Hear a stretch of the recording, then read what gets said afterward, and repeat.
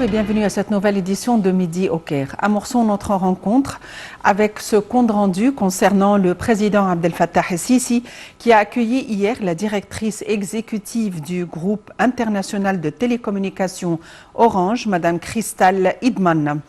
Lors de la réunion, les efforts de coopération conjointe avec le groupe international d'Orange dans le secteur de télécommunications et de la technologie des informations ont été examinés. Plus d'informations dans ce compte rendu. Ce lundi, Madame Kristal Idman, directrice exécutive du groupe mondial de communication Orange, en présence du Dr Amr Talat, ministre des Communications et des Technologies de l'Information, ainsi que M. Yasser Shakir, directeur exécutif d'Orange Égypte, et M. Jérôme Hinik, directeur exécutif d'Orange pour le Moyen-Orient et l'Afrique. Le porte-parole officiel de la présidence de la République a indiqué que la réunion a porté sur le bilan des efforts conjoints de coopération avec le groupe international Orange dans le secteur des technologies, de la communication et de l'information. Le président el-Sisi s'est félicité de la première visite du PDG du groupe international en Égypte, expliquant la volonté de l'Égypte de coopérer avec des entreprises françaises internationales ayant une longue expérience dans tous les domaines en tant que partenaire de développement en Égypte, y compris le groupe international Orange, compte tenu des relations de partenariat, la stratégie entre l'Égypte et la France, outre la grande expertise du groupe dans les domaines de la communication, de la transformation numérique et du développement de systèmes technologiques, de gestion d'équipements neufs, de villes et de grands projets, qui représentent un pierre angulaire dans le cadre du plan de l'État pour la numérisation et le développement global en Égypte. La PDG du groupe international Orange a de son côté exprimé son honneur de rencontrer le président el-Sisi, le remerciant d'avoir surmonté tous les obstacles auxquels sont confrontées les activités du groupe en Égypte, notamment la disponibilité des fréquences et la construction de tours de communication, soulignant que l'Égypte connaît un développement global et des projets nationaux géants dans tous les domaines qui se sont clairement reflétés dans le climat et les opportunités d'investissement d'une manière qui encourage Orange à y développer ses activités d'investissement, notamment en investissant dans des start-up et en augmentant la coopération des projets nationaux géants, en particulier compte tenu du fait que l'Égypte est l'un des principaux marchés majeurs de la région, dans le secteur de communication et des technologies de l'information et des applications qui prennent en charge les villes intelligentes et les systèmes de services. Le porte-parole a ajouté que la réunion a abordé des moyens de renforcer la coopération avec le groupe Orange et d'augmenter ses investissements dans le secteur de télécommunications en Égypte, notamment à la lumière des énormes opportunités offertes par le marché égyptien, ainsi que des diverses initiatives lancées par l'Égypte ces dernières années dans le but de réaliser un saut dans la société en localisant la technologie et en faisant progresser le domaine de l'industrie et de la conception électronique, ainsi que l'infrastructure moderne dont l'Égypte bénéficie désormais.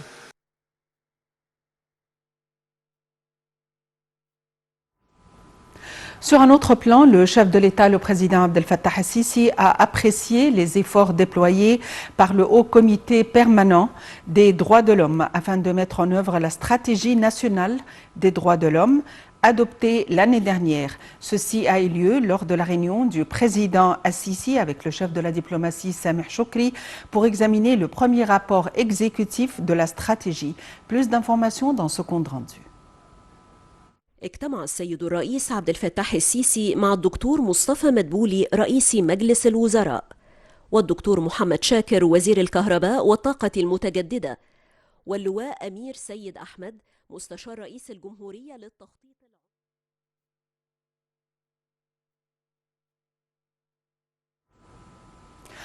Lors d'une réunion avec le ministre de l'Électricité, le président Abdel Fattah el-Sisi a enjoint d'accélérer les étapes du méga-projet de l'alimentation électrique supplémentaire baptisé Nouveau Delta.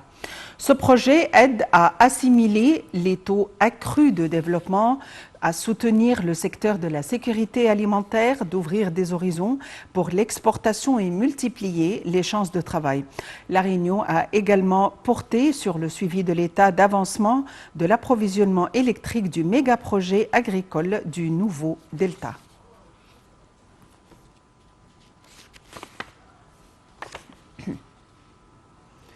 Les relations égypto-américaines Avancement au gré des évolutions internationales. En fait, les relations entre les deux pays suivent deux voies parallèles, relations bilatérales et coordination sur des questions régionales d'intérêt commun. Les détails. L'Égypte et les États-Unis ont développé de nombreux mécanismes qui contribuent à contenir les tensions et les différences de position sur les questions régionales et mondiales et les dossiers bilatéraux. Pour les États-Unis, l'Égypte représente une grande importance stratégique à la lumière de son emplacement stratégique dans la région du Moyen-Orient et de la préservation du traité de paix entre Israël et l'Égypte. Ce qui sert les intérêts des États-Unis au Moyen-Orient et rend nécessaire la coordination et la coopération avec l'Égypte en tant qu'un pays clé de la région qui joue un rôle de premier plan dans la lutte contre le terrorisme et l'avancement du processus de paix entre Israéliens et Palestiniens. Sans oublier l'importance du canal de Suez en tant que voie navigable pour les navires de guerre américains et le poids politique et économique de l'Égypte qui joue un rôle actif dans les questions régionales. Pour l'Égypte, les États-Unis sont une puissance majeure à l'échelle internationale et ont des intérêts au Moyen-Orient. Ils jouent également un rôle important dans le processus de paix et dans la lutte contre le terrorisme en plus des relations économiques entre les deux pays. Lors du déclenchement de la guerre israélienne contre la bande de Gaza en mai, les efforts internationaux n'ont pas réussi à servir de médiateur entre Israël et le Hamas. L'Égypte a réussi, grâce à son poids et ses relations avec les parties partenantes, à parvenir à un accord de trêve après seulement 11 jours. Une réussite qui a été saluée par le monde et par le président Biden, qui a contacté le président Sisi pour le remercier quant au rôle de l'Égypte. D'ailleurs, le dialogue stratégique égypto-américain a été repris en août, ce qui confirme que le partenariat stratégique entre les deux pays pousse toujours dans le sens de la coopération et de la coordination bilatérale. Au niveau économique, les États-Unis sont le deuxième partenaire commercial de l'Égypte, après l'Union européenne, avec des échanges commerciaux de près de 10 milliards de dollars, en plus d'importants investissements américains en Égypte. Surtout que les États-Unis et l'Égypte ont intérêt à promouvoir la coopération économique et commerciale conjointe pour relancer l'économie après la pandémie du Covid-19 et la crise économique mondiale provoquée par la guerre russo-ukrainienne. Par ailleurs, le chef de l'État, le président Abdel Fattah el-Sisi, a toujours, depuis son accession au pouvoir, mis l'accent sur l'identité de l'Égypte, surtout son identité africaine. Il a toujours veillé à consolider cette identité et à faire en sorte qu'elle ne se limite pas aux considérations historiques et géographiques en dépit de leur importance. Plus d'informations dans ce compte rendu de Salih Hamed. Le président Abdel Fattah el-Sisi a mis en place une stratégie globale et harmonieuse pour que l'Égypte se repositionne sur le continent noir. Cette stratégie ne repose pas seulement sur l'énorme atout que sont les dimensions historiques et géographiques, mais aussi sur la coopération entre l'Égypte et les pays africains dans les domaines politiques, économiques, culturels et sécuritaires et humanitaires. Il s'agit d'une coopération constructive dans laquelle l'Égypte utilise ses capacités humaines, son expérience et sa position internationale pour maximiser les gains du peuple égyptien et ceux des pays frères africains. Les efforts de la direction politique égyptienne soutenus par le corps diplomatique et les institutions étatiques ont réussi à établir des relations extérieures équilibrées fondées sur le respect mutuel, les intérêts communs et la non-ingérence dans les affaires intérieures des autres pays. Les relations avec les pays africains sont devenues prioritaires dans l'agenda du président de la République, ce qui était clair dans sa participation au sommet de l'Union africaine, ainsi que le lancement par l'Égypte de plusieurs projets vitaux en Afrique comme le barrage de la Tanzanie. Les visites au Caire des présidents et des hauts fonctionnaires africains se sont multipliées. Le président el-Sisi a effectué plusieurs visites dans les pays africains où il a assisté à plusieurs événements réunissant les dirigeants africains et a participé à plusieurs sommets internationaux sur l'Afrique, surtout la conférence de Munich sur la sécurité en Allemagne, le sommet du TICAD à Tokyo, le sommet du G7 à Paris et le sommet du G20 et d'autres. l'Égypte s'est engagée à activer la zone de libre-échange continentale africaine, ZLECAf, considérée comme une étape importante sur la voie de la coopération et de l'intégration économique entre les pays africains. L'Égypte a aussi créé un fonds africain de garantie pour encourager les investisseurs égyptiens et étrangers à participer au développement de l'Afrique. Depuis la diffusion du Covid-19, l'Égypte ne s'est jamais repliée sur elle-même, mais a proposé d'étudier l'allègement de la dette des pays africains.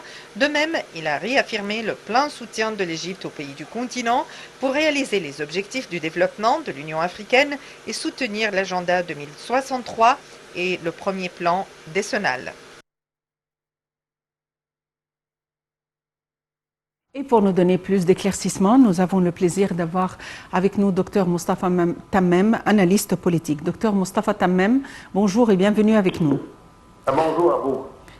L'Afrique est au cœur des priorités de l'Égypte. On aimerait jeter la lumière sur le progrès de nos relations avec les pays africains. Oui, certainement. Ça, c'est un nouveau domaine que le gouvernement et peut-être l'Égypte a donné beaucoup d'importance pour le continent africain parce qu'il y a beaucoup des chances pour avoir des relations économiques, des relations politiques et certainement de transférer la technologie dans les pays africains. Alors, la coopération dans beaucoup de domaines, c'est très, très important. Et l'Égypte, ici, fait beaucoup d'efforts pour élever ce processus-là. Un sommet américano-africain se tient aujourd'hui à Washington tout au long de 3 journées. À votre avis, quels sont les dossiers les plus importants qui seront débattus lors de ce sommet? Certainement, ce serait la coopération économique entre les pays, les États-Unis et les pays africains. Et certainement, comme je vous ai dit maintenant, il y a beaucoup de chances pour avoir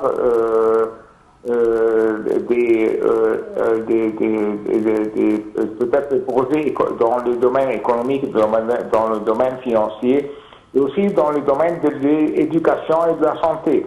Et ça sont des dossiers très, très importants que peut-être on va avoir des discussions sur ces sujets-là. Certainement, élever l'éducation et la santé, c'est très, très important.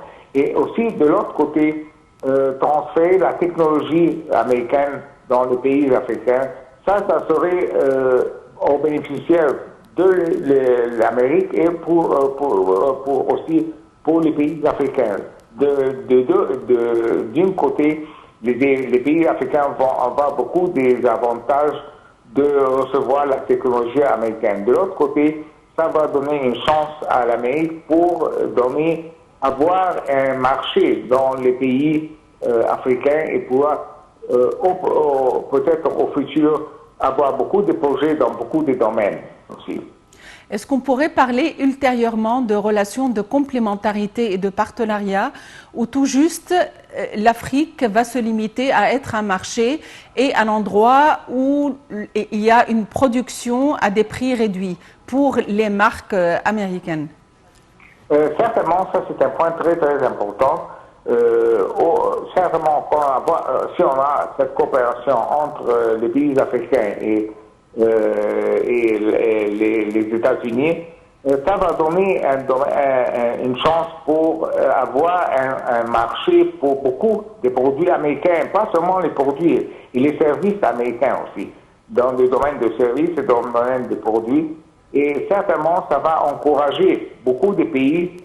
Si le projet va avoir un succès, certainement, ça va donner une chance pour des autres pays africains qu'on va peut-être avoir la coopération avec les États-Unis. Docteur Moustapha Tammem, vous êtes analyste politique. Merci d'avoir été avec nous aujourd'hui. C'est ainsi que prend fin notre rencontre quotidienne de Midi au Caire. Merci de l'avoir suivi. À la prochaine.